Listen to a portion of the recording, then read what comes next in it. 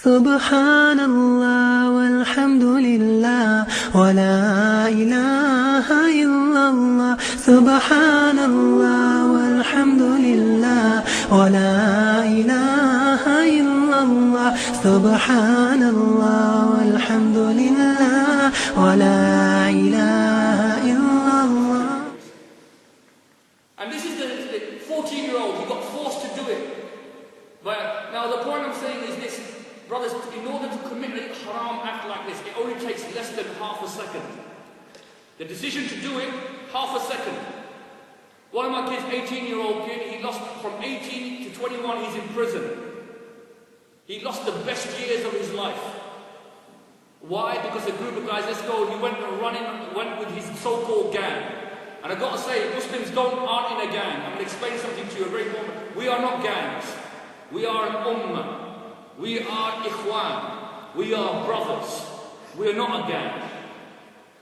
Very important point that I'm going to explain to you in a minute. So he went and ran with a group of guys. They went and robbed and mugged and assaulted another group of guys. The decision to do it, half a second. And then afterwards he spent 3 years, the best years of his life, in prison. Locked up for 20 hours a day because of that crime he committed. Is it worth it? Half a second, bad decision, stabbing someone, carrying a knife, carrying a gun, robbing someone. And this is how stupid it gets. This is how the gangster is really someone who is a stupid person. Wannabe gangster. Fool. The guy robs the security box, he gets £10,000. Then he gets done by the police, he spends 5 years in prison. He would have made more money on social security benefit. 5 years gone for 10 grand, 20 grand, he thinks he's bad. He really thinks he's tough. This is how shaitan has deceived him and fooled him.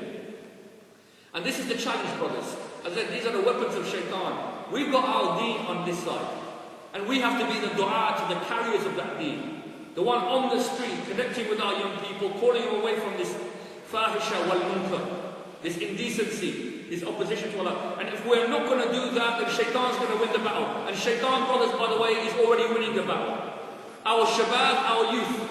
You see, this is the thing about the Muslim community. That's why shaitan is targeting the Muslim community more than any other community.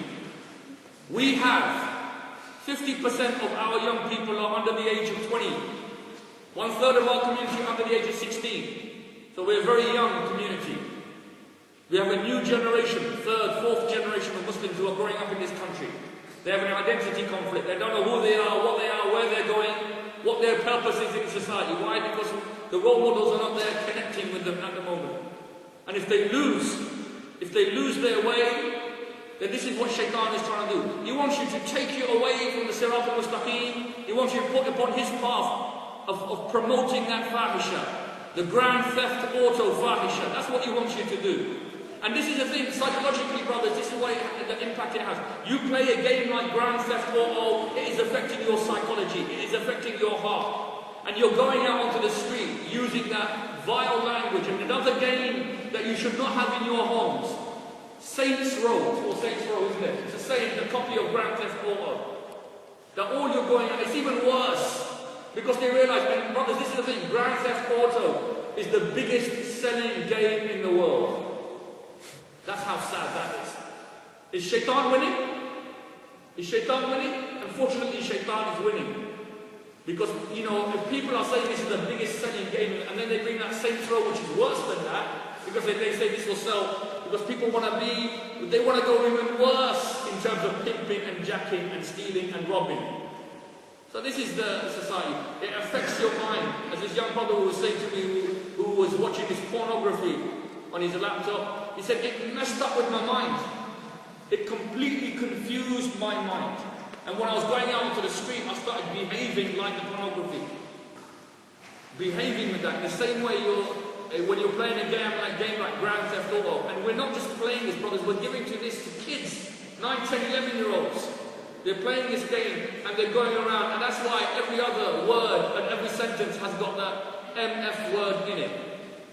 And the MF word, brothers, you know, for the Muslim to use this word, this is one of the most wicked words that you can use. Allah Ta'ala save us from this lagwa and this fahisha of our tongue. Because a Muslim happily use such a word which is so disrespectful to someone else's mother. Now, inshallah, obviously this is the challenge for us. This is the big problem that we have in our community. As Allah says in the Quran, يَا أَيُّهَا الَّذِينَ آمَنُوا إِنَّمَا الْخَمْرُ وَالْمَيْسِرُ وَالْأَنْصَابُ وَالْأَزْلَامُ رِجْسٌ مِنَ الْعَمَلِ الشَّيْطَانِ فَاجْتَنِبُوهُ لَعَلَّكُمْ تُفْلِحُونَ. Oh, who believe, avoid intoxicants, gambling, al-ansab, which is fortune telling.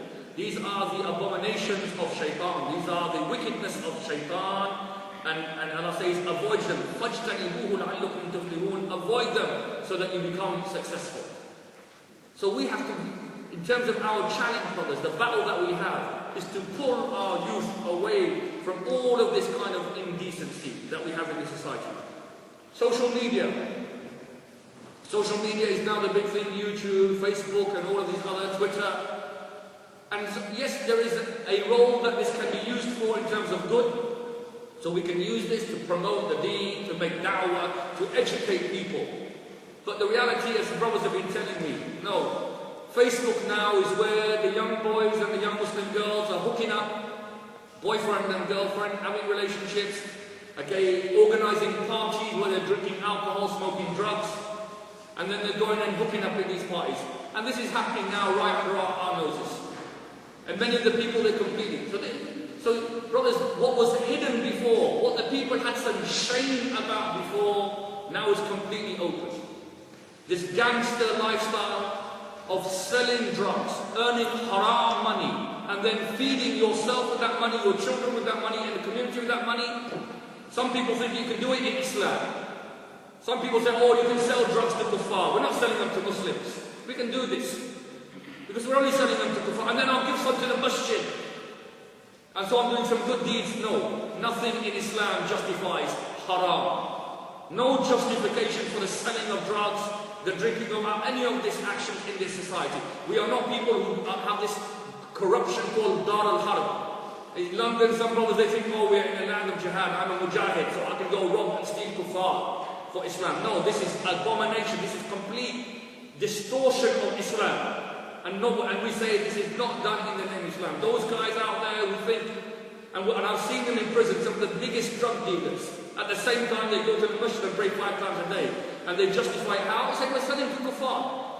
No, no justification. You are selling wickedness that destroys people's lives, that kills people. And believe me, every person you have sold drugs to, and this is a warning to everyone out there, and on the streets in particular, we've got to go out and tell them. You see, our deen is amr bil ma'roof wa nahy anil munkar, enjoining good, forbidding evil. And so what I am doing is I call people to the straight path.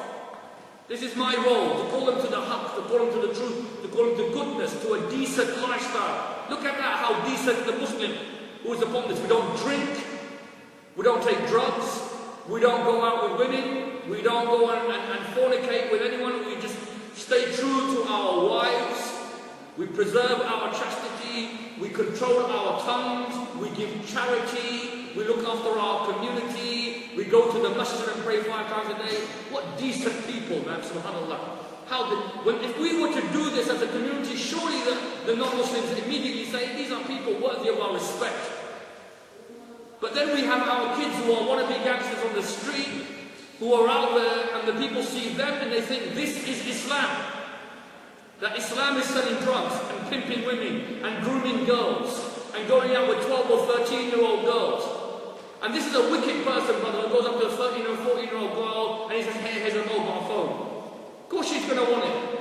And then because she's taken this phone, now you think, okay, that you can use her and abuse her. Where is this in Islam? That a person engages in this fahisha. Allah Ta'ala, he doesn't say, don't make fahisha. Allah says, وَلَا تَقْرِبُوا الْفَاحِشَةِ. Don't even come close to fahisha. Don't even come close to zina. Don't even come close to this. And so all of these things, brother, selling drugs, assault, criminality, breaking the law in this society, having sex outside of marriage, having boyfriend girls, grooming young girls, we are the strongest opponents of this. And those individuals involved in there, they are